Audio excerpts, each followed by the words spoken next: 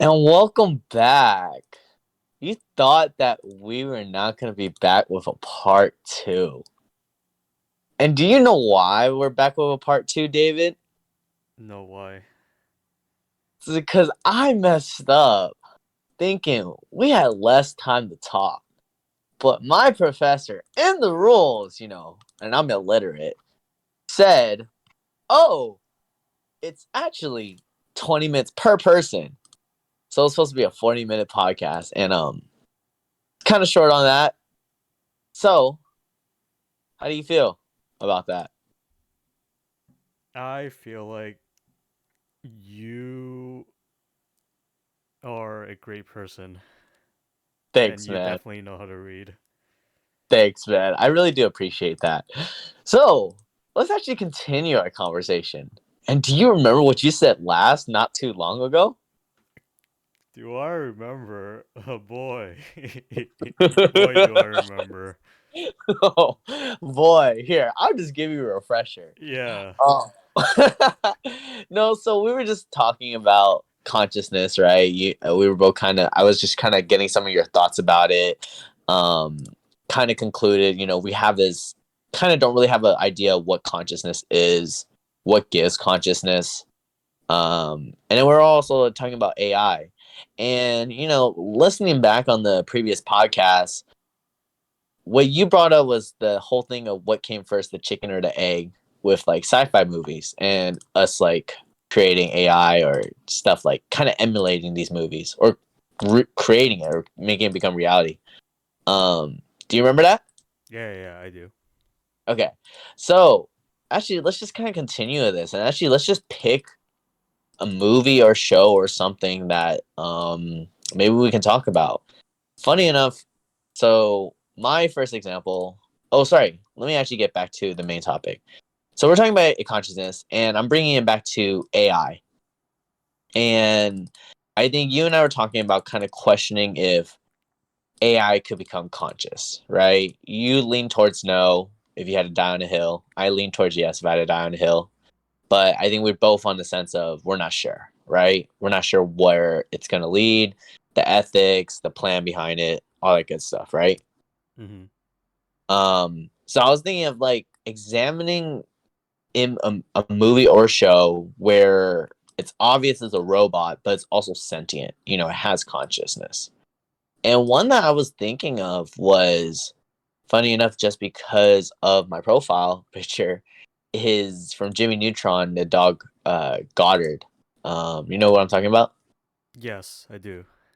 So, anyways, for those who don't know, Goddard is a dog that Jimmy created. It's a pure robot, but it's like actually has consciousness. It's like cares about him, senses joy, gets upset, all these other things. And I guess, do you want to do that topic or do you want to do a different type of sci-fi? Uh Up to you. All right, let's just do this one since we got limited time, but definitely want to get into it. So, the topic, or in the characters and the show. I guess first thing, do you think Goddard is sentient in the show purely or conscious? Definitely. I think it does silly things in the cartoon, and I think honestly I would say it's sentient just because it's not uh very robot like, but that's just the cartoon. The cartoon makes it No, that for way. sure, for sure, for sure. Now, I'm just like, I mean, definitely though, when you get it, it's just kind of like its pure essence. For sure, it's basically a dog, right? But when you agree, like in this pure essence, it's still a robot with how it's used in the show, because like more often than not, Jimmy's like using the dog to do stuff. Like how he turns him to kind of like a motorcycle. Yeah. Um, and I guess where I'm leaning to that is my question to you: if let's just say I were to be in the show straight up, and I just shot the dog right then and there, and I killed it, do you think that would be morally wrong? Probably yes. But why? Well, if you're asking me, Yeah. I feel. Have you ever seen like I think it was like it was some like robotics company in Boston. They made these like robot dog looking things that can walk. Okay. And yeah, basically if you haven't seen those videos, uh they basically made these robots, and the point of them is to try to like demonstrate the like mobility of these like new robots that they invented. And they look very similar to dogs. And then in those videos, in order to demonstrate how good their mobility is, they start kicking it. And then I I would feel bad for those robots. So if you're saying like you would shoot a, we both agree a sentient dog, I think I would definitely say it's wrong. But Oh, from an okay. objective standpoint, I would probably still think it's wrong, just because I think we it's I think the cartoon makes it sentient. I think it's basically just a dog. I think now let's actually remove and two obvious I think moral things kind of that would come into play. One, like Jimmy's attachment. So like whether it's sentient or not, he was attached to that toy or like his creation. So like can't really necessarily like kill it. You know what I mean? So let's remove that. Let's remove the sentience. Okay. So now it's just imagine it behaved the same, but we're saying it's definitely not conscious. Like it's a speaker, it's a table. If I shoot it and I kill it though, would that still be morally wrong? A speaker or a cable or a table. Yeah, like it's essentially it's not conscious. I mean, granted, we're not still sure from referencing earlier about the snail. We're not sure what isn't conscious necessarily, like where that ground is. That standard. Um, but I'm just wondering, just what if it was a pure robot? Like, and I decided to shoot it and kill it. Would that be morally wrong? No, I don't think so. Okay, and that's actually pretty good. And that leads me to then actually funny enough the paper that I wanted to talk about earlier, but I thought we didn't have enough time, is from Joanna Bryson, Robots Should Be Slaves. Long story short, what this is about is it's a bit misleading, but in a way it is true to saying that robots should be slaves. Long story short, what this idea is not to give robots the capacity to be conscious, to be sentient. And I think what you and I are both, not sure about is if it's possible, right? And the issue with that is if we do create them conscious, we get into these kind of ethical and moral dilemmas, like I just presented with shooting the dog. And to further with it is just essentially she's presenting this idea that to not get the capacity for them to be conscious and to keep them as tools. And this way it doesn't dehumanize humans as we're conscious. And if we're like treating a robot that's conscious or that making it think it's conscious, sorry, treating a robot thinking it is conscious, what does that mean for our behavior towards each other as humans? And I think further, it's just that making sure a robot stays as a servant, like a slave, literally, but it's not necessarily dehumanizing because it's not wrong. Because at the end of the day, a robot's just a tool. What do you think about that now? And to highlight your point earlier, just to remind you, is just that you're talking about like not wanting to stop innovation, right? Hmm. Where do we drop that fine line? So I know I said a lot. What are your thoughts? Uh, okay.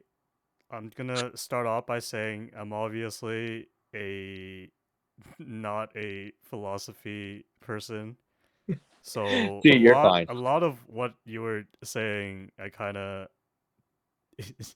I don't know. One and one, not the other. Okay. Yeah, well, no, I think I get the gist of it. But I basically, okay, here's my point of view from like a person in data science, like working on AI stuff, right? The very big thing I think with making these tools to begin with, and a big like end goal of these things when you start making these things, and as a engineer or as a data scientist, like making the actual math behind these algorithms, is trying to make something that betters humanity. And then I think it's something that you hear a lot of people that's in the field talk about a lot. Like they say that exact same thing.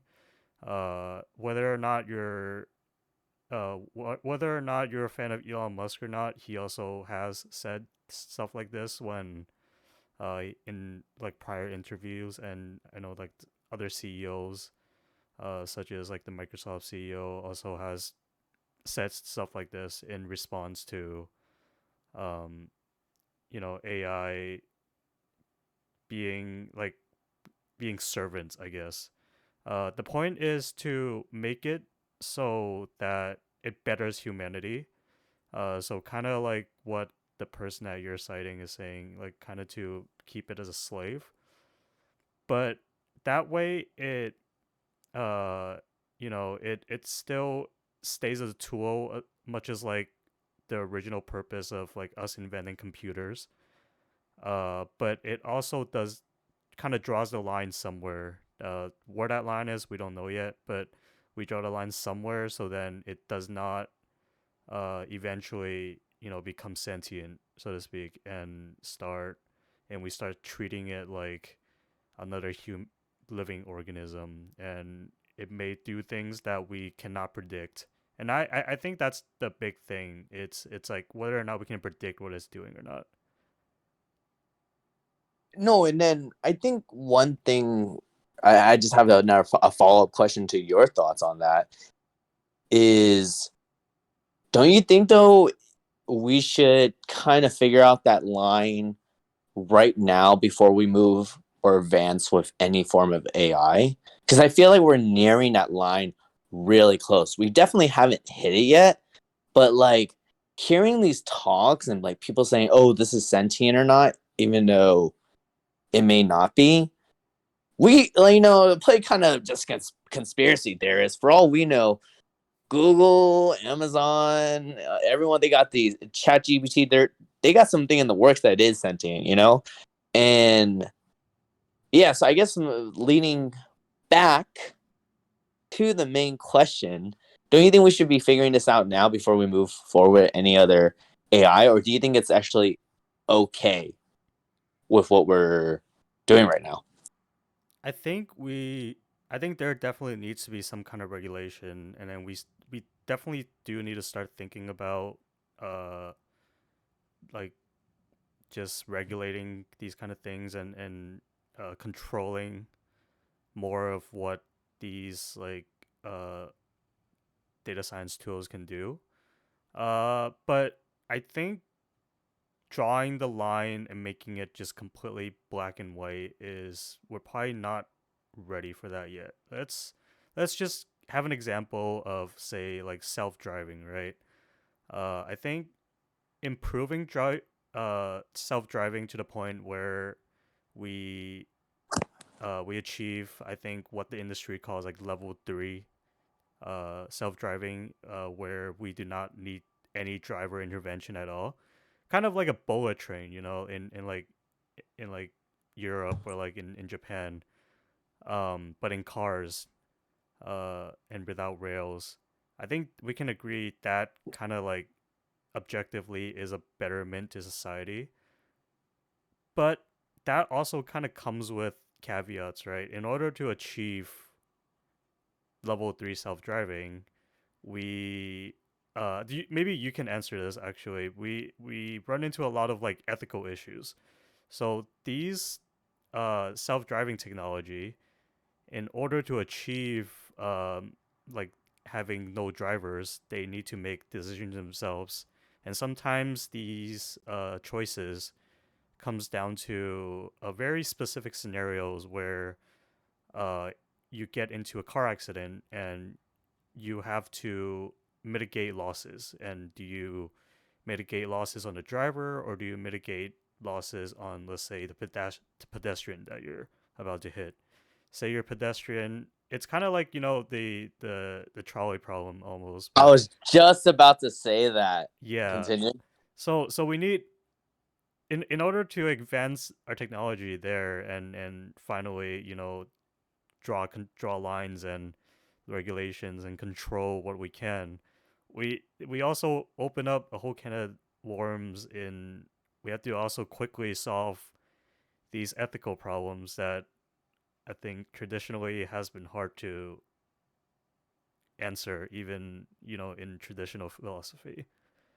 No, for sure. I mean, dude, this like I think further as with my background also having some social sciences and you too also doing like psychology. This is like also fundamentally, you know, where do we draw that line on the issues? Like small inconveniences on traffic, okay, sure. But then as it gets deeper, like I think you do see it as like we're from SF. Like we see these cars and we see it on like social media. I don't know if you've seen it, but like the driverless cars like sometimes cause issues with traffic. Mm-hmm. There's a couple of issues with I think it affecting police or like or a fire truck coming through. And I mean, I think there's the caveat too of testing, but then to what point is it inappropriate, right? That it's I think not safe, can cause a lot of detriment, and like you said, when potentially one day might run into the trolley cart problem where it could either go, left or right, and either way is not a good decision. So what the fuck does it do? Just go straight? And I think, I think the only thing to put a caveat on what you said, at least with a bullet train, I think like one, it's obviously is like there's a railway, so it's going straight. It's already set infrastructure. And I Mm-hmm. think with at least cars and also with the nature ourselves, this is getting to an area where we don't have the infrastructure for it to be stable enough. Like if we were to put the railroad tracks, so where it doesn't necessarily fall off the tracks more than it should. And I feel like that freedom and that margin of error is now where it gets really scary. Yeah, and that's I think the point that I was getting at, where if it was a human driver, any choices that you make is like, let's say you're just driving and then you run into the trolley problem and then you make a split second choice, and then let's say you want to save yourself and you want to hit that little girl in front of you. The only repercussion is your own ethical, like your own like moral compass, and also like maybe the court, like the jury. But if we're replacing that driver with a robot that someone at Audi or Mercedes or Tesla made, they would they're the ones that consciously made this decision for that computer to make that choice. But at the same time, it may also be like the computer's uh some maybe something went on inside the computer's brain, inside that neural network that we can't see, that made it believe that hitting the little girl was the best choice there and saving. Maybe there's a higher probability of the driver surviving in that scenario. But you know whatever it is, I think just replacing the act of replacing that driver, that human driver, is very it's going to be very hard, uh if stuff like that have like occurring. And then to touch on these last couple of thoughts, I think I would agree with you. Yeah, it's like hard. Like you can accord it to a human, and I think it gets a bit easier as us also being humans to understand. Like if you did the accident, you hit you killed a little girl, right? Because of the trolley car problem. The other way you could have killed family, right? Something like that. And I think like it's easy to understand from a human to human perspective of empathy to like, oh, I understand why he did it. And I think then when it comes down to, let's say, company, let's say, I can't remember the company, let's just say Honda was creating these cars and it kills someone, I think that it's like, okay, who do we blame? We can't blame the car. I mean, we could, but then it has no value in a way, so we'll sue the company. But I think what will we accord it to, like you said, and it's the stats Mm-hmm. and or the probability, right? And I think the main point where I'm trying to get at, which I have an issue with it, that feels so inhuman. And forgive me for sounding corny, but I think like there's a certain kind of beauty with us being imperfect, right? And one of the things is also being able to say like this margin of error is due to human error versus I think to quantify that probability of like everyone surviving out a better outcome is 65 or 70% with killing the girl, 30% with the family, right? Mm-hmm. And then it doesn't. I mean, I don't know about you, but I guess I would feel a lot better if a human like or like you saying that I killed the little girl because I thought I might kill the family and I thought that might be the best course of action versus kill the girl because it was 75%. So it led to the best decision. Like, what do you think? Yeah, I am exactly in the same boat. I think that just I think circling back to the very beginning, when I started talking about this scenario, the point is I think you and I probably agree that I think it's fine to be imperfect. I think uh uh I think to the best of our ability, we should when we weigh our gains and losses of innovations versus quote unquote betterment of society. I think we should probably lean more on uh like not doing too much, just because of stuff like that happening. Just because we want humans to do stuff as much as possible. But maybe that's just the two of us. Maybe if you're just looking at it um, at like a bigger picture, maybe more people would agree that they think overall having self-driving cars would reduce fatalities in major cities and blah blah blah. It would you know decrease traffic in the long term, maybe not the short term because we don't have the infrastructure yet, like you said. But in the long term, it's probably a good thing. Uh, but yeah, I think we that's why I was talking about this. It's really hard to draw a line right now, just because we don't know whether to keep pushing things, even though uh you know on the book's cover it seems pretty obvious that pushing self-driving is good. But then when we start thinking deeper, we realize what if it runs into someone? Who do we blame for it? We don't know yet. So yeah, that's why. Yeah, that's basically my answer. I don't think we are able to draw a line yet, but I think we should start thinking about regulations where we can. And to do that, I think we can regulate stuff like privacy. We can regulate how we gather data. Uh, and I think we can regulate like how the kind of things that can be predicted. Say like, should we be able to predict people if they're likely to be criminals? That doesn't seem quite ethical, right? Because it doesn't seem right, because they haven't done the crime yet. So why are we trying to predict it? Uh, there's obviously arguments for these things, but I don't know. What do you think? I mean, you said a lot. I agree with a lot of things you said, pretty much everything. Um, the only thing I will say is, and to kind of just cut it and end it off, is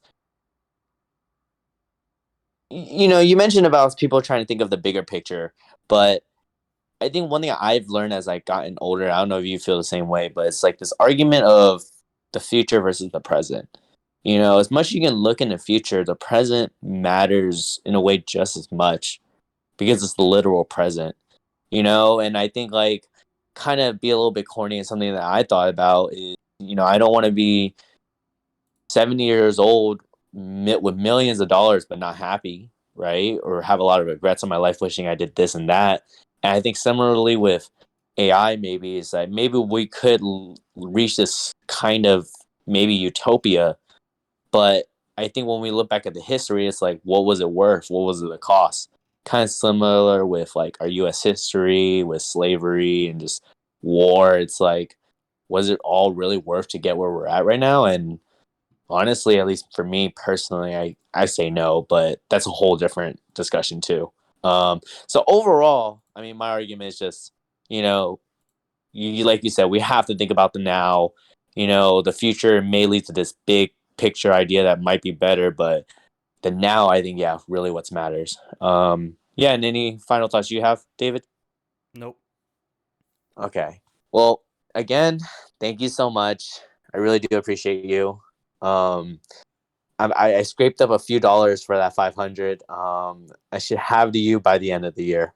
It's actually going to be 1,000 now, just because Oh, you asked me to record this extra section. dude, can I get a discount? Just because you asked, you know what? I can do like 990. Oh, Best I can dude, do. thanks, bro. Thanks, bro. And just last thing, I know I said it earlier, but I was referencing Robots Should Be Slaves by Joanna Bryson. Thank you so much. Bye bye.